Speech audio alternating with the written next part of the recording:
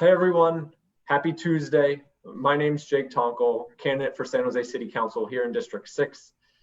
And I'm here with Brian Wheatley, San Jose Unified School Board trustee and a friend of mine.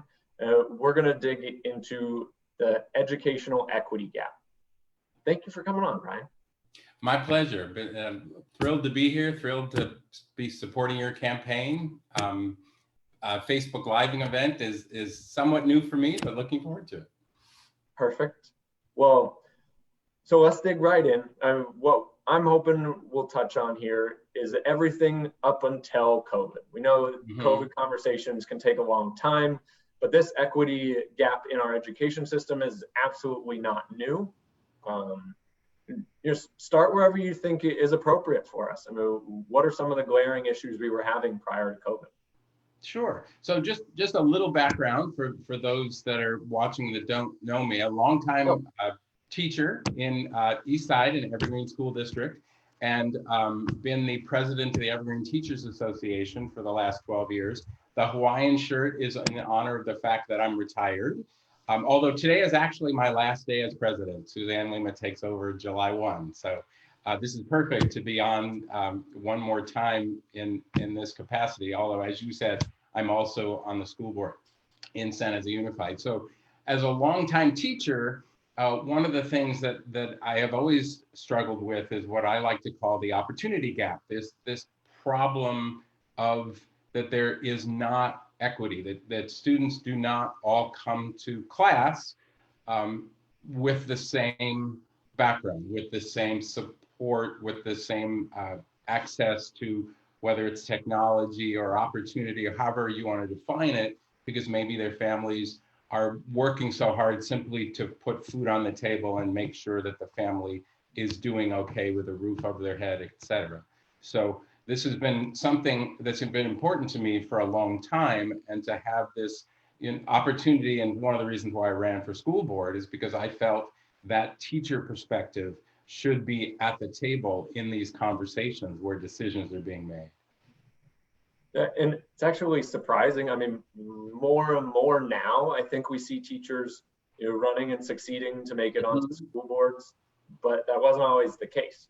I think a lot of the political inside track to elected office comes through a school board, regardless of whether education is at the heart of what you want to solve for our community. So.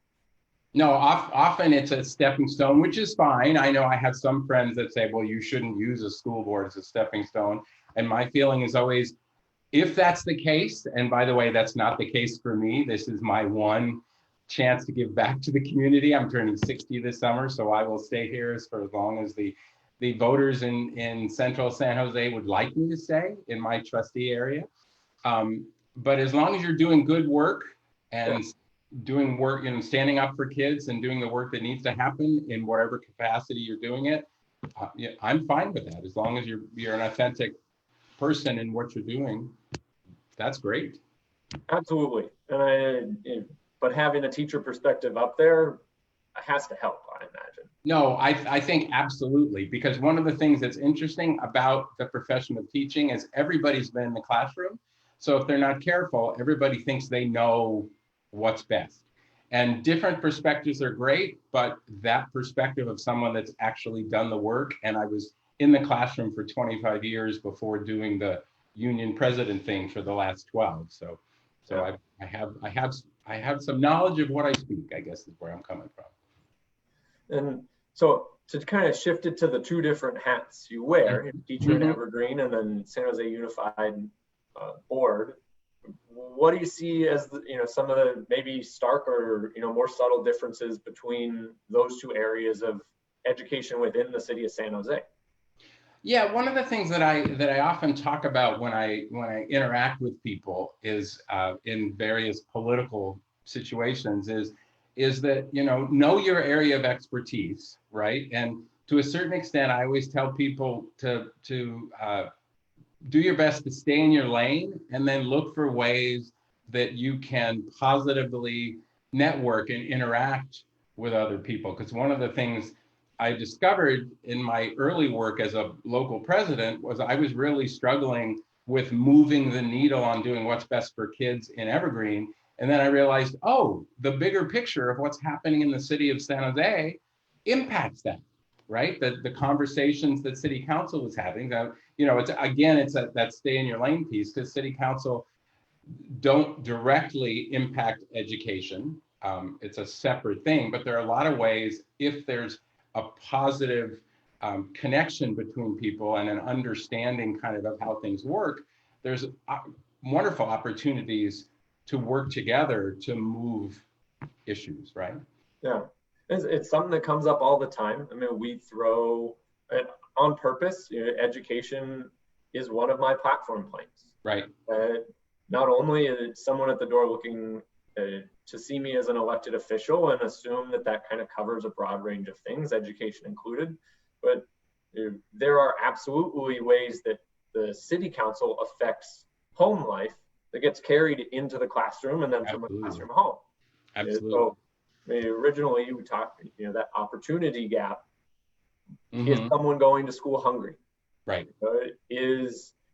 Are parents going to have time to sit down and help with homework, or are they busy trying to put food on the table or make rent? Which is, where I will often bring it, is having, affordable places to live, good paying jobs. That absolutely affects a child's ability to succeed as well. Absolutely. So then there's the more nuanced areas that the city actually takes steps in, right? Right. Well, and it's interesting because there's one little example of a missed opportunity, in a way that, if it's all right, I will just share a little bit about, and I'm going to try and share my screen. I'm an old dog trying to learn new tricks, so let's see if this will work. But before I do that, just a little background. So in terms of ways that there's the possibility for city and school district to interface in a positive way, there was a situation where there was an opportunity for some grant money for a high school. And okay, so let me see if I can share this and share my screen. All right, so hopefully Got it. Okay, so what this article is about, and the way I heard about it is that the city ended up giving some grant money to Cristo Rey, which is a Jesuit high school in the area. And I want to preface this by saying I'm a huge fan of Catholic high school. Both of our children, both our daughters went to Catholic high school here in San Jose. But what was interesting about this opportunity is that the two largest school districts in the area with high schools, so East Side and San Jose Unified, were not aware of this opportunity, right? Until sort of after the fact. So what this article is about, this is from the superintendent of East Side Union High School District, Chris Funk, and he writes an article about it. And really he's talking about the missed opportunity of this money that ended up going to Cristo Rey, because wouldn't it have been great if the opportunity had been there for San Jose High in San Jose Unified, or Overfelt in Eastside Union, where my daughter happens to teach. That's why that popped into my head. But so this article is about this, and one of the things that Chris talks about that caught my eye was that there's a paragraph in here where he talks about the fact that the city and the school districts used to get together and convene and talk about things, but that was, so this article was from last August, but that was stopped a year before that. And had that not been stopped, had that still been happening, that chance to collaborate, then this issue of this opportunity could have potentially been also participated in by some of our public high schools. And then, again, just to show you that again, not that I'm in any way taking away from Cristo Rey, but then about 6 months later, so this next article, which I assume you can see, I hope you can. Yep. Cristo Rey received a $10 million gift from a wealthy family, which is marvelous. But again, that is already in place for private institutions. And I would love to hear about Overfelt receiving a $10 million gift, right? So that's just one little brief example of opportunity missed, right? If city council members and school board, or the mayor and school board, or however you want to, school districts, if there was a regular opportunity for collaboration, which used to happen, I would like to see it happen again. Because again, that whole issue of sort of stay in your lane, I mean, there's certain council members that totally understand it. My council member here in District 9, Pam Foley, totally understands it. Of course, she came from San Jose Unified. Sylvia Arenas totally understands it. She came from Little Evergreen on the east side, right? So, and I'm not saying you have to be a school board member to be a city council member, but if you're not, hopefully you will look for those opportunities to build that network, which I think then, because it's that ability to maximize the dollar, if it were, because both cities and school districts work from tax dollars. But the idea is to maximize the benefit of those dollars. And the more we collaborate, the more, in a sense, we build the power of those dollars. That makes sense? Yeah. I mean, one of the things we talk about all the time on the campaign is long-term fiscal responsibility for our community. As we start to address, issues of equity gaps in education, those have long-term positive returns on their investment for the city of San Jose and our tax base.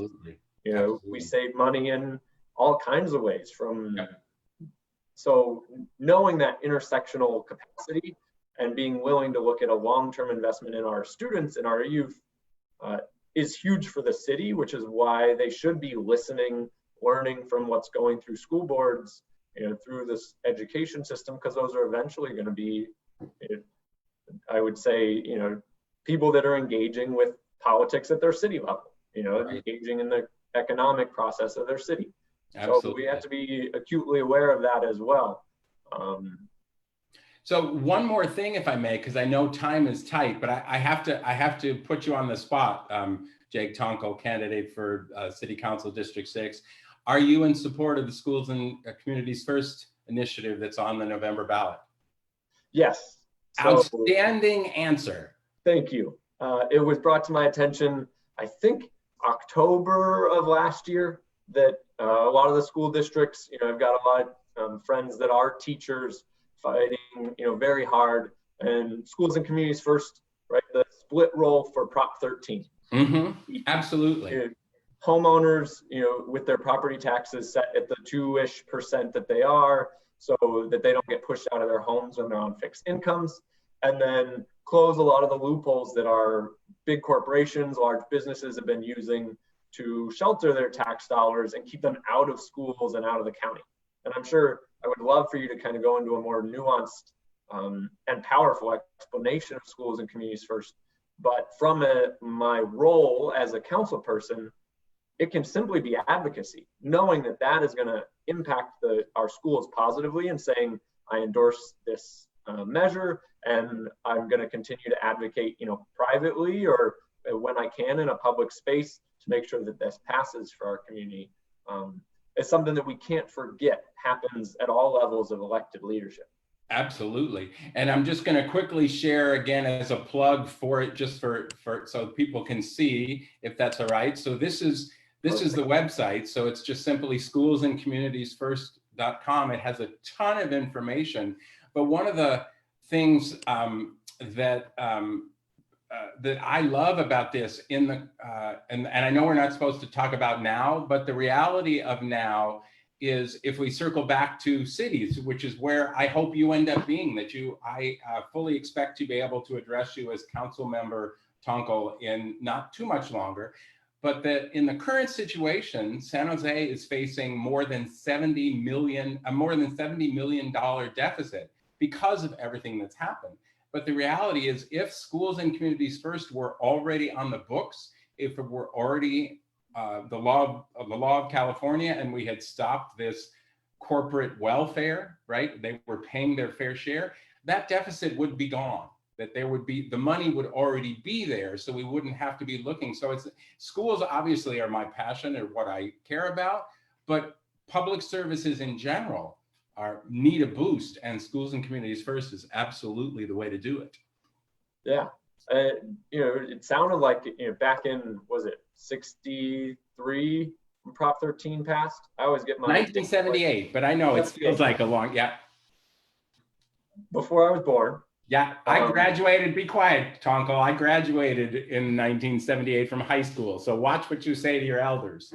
Sorry.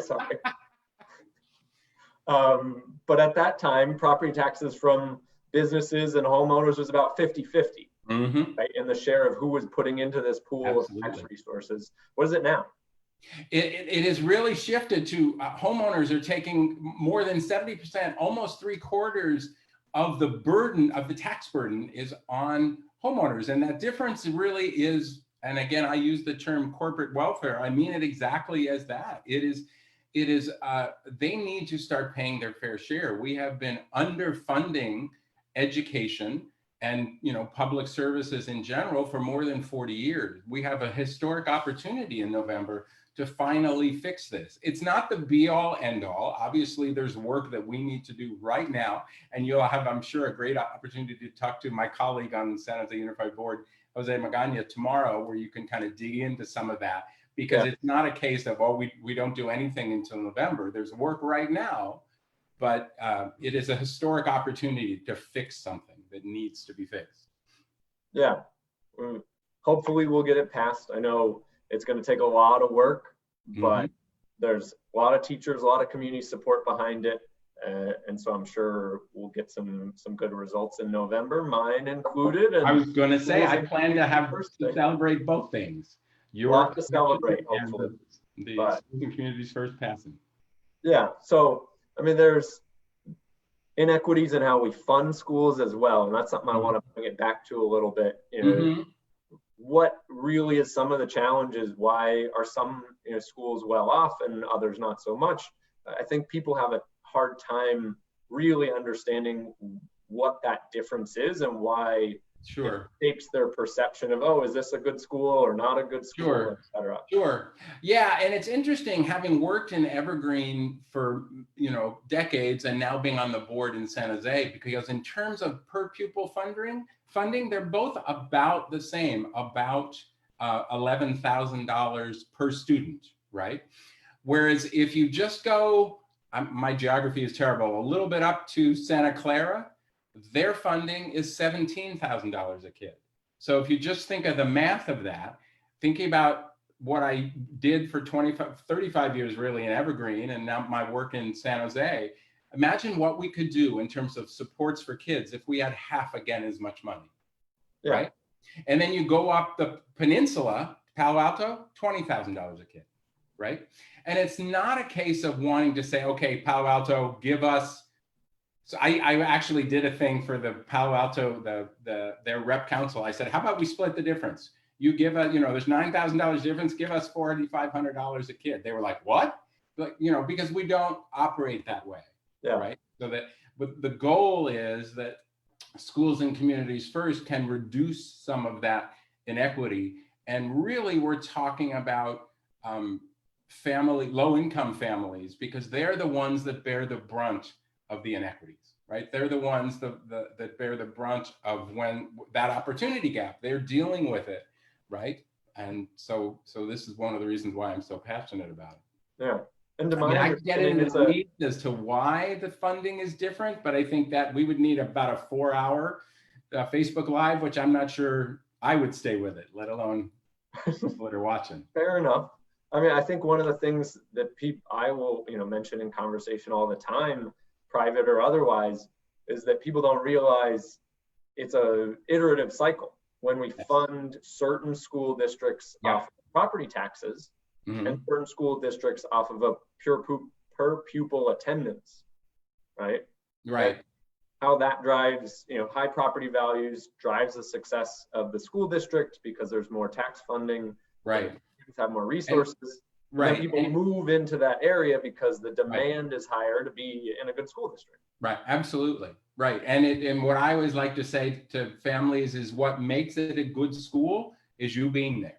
Right. So have your join that school, become a part of it, become a part of the PTA, involved, and that certainly can help as well. But I do understand that, families want the best for their kids. I just try to look at it in the larger piece of they're all our kids, because we want to make sure everybody has the opportunity to be successful, because let's face it, I'm getting older.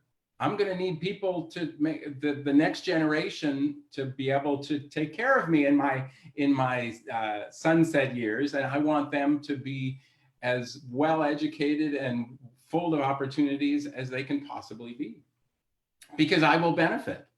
Yeah. I mean, we all take care of each other. That's community, Absolutely. right? And I think it's really interesting, even when we take a look at a district level. For me, popping into PTA meetings has been very eye-opening to learn about different parts of the district. Yeah. We have some, schools where PTA is active, raising $200,000 a year, Yes. so they can hire science teachers, art, send kids to field trips. And then we have some elementary schools in District 6 that just don't have PTA meetings. Yes. Right. And that, is attributed then to kind of the equity of our city. Again, rolling it back to my role, Absolutely. Where you can certainly tell which neighborhoods, people are more working class. They don't have time to get involved in their child's education, and how that hurts, both the area around the school and the school itself, and then eventually our students. And so addressing that equity is huge. It definitely makes a big difference for our community. Absolutely. And it's why when I can, I do crossover work into the area of combating wage theft, and in the area of, sick leave for workers, because I want a family for mom and dad, or whoever the family is, to have one job that is enough to support them, so that they can be there for their kids, so they can help with their homework, so they can work, so they can be a family together, and they can live, instead of what I worry about. A lot of our families are surviving right now. Yeah. It's something, again, that's pre-COVID, right? Exactly. It's something we were talking about in July, and people like yourself have been talking for a long time about. So it's certainly time we start to address it. Absolutely, because we are the center of this incredible wealth and this incredible income inequality at the same time. Yeah. So looking forward to addressing it with you, Brian. Much work to do. Keep working. Work to do. But thank you again. You and I will have more conversations. Absolutely. And then for everyone that's watching, tomorrow night, 6:30, we're going to bring on Brian's colleague, Jose Magana. And younger, stronger, faster. Talk about the equity gap during COVID, the digital divide, and then some of the racial justice issues that need to be addressed within our education system, and then more broadly, the city of San Jose. So appreciate it, Brian. And if everyone that watches this should certainly plug into the city council meeting tonight and make their voice heard about the ballot initiative that's coming on. I talked about that a lot over the last few days, but wanted a last little plug, because we do need people to show up to public comment and get involved and shape our city. Absolutely. Make sure your voice is heard, please. Perfect. Thank you again, Brian. Good night.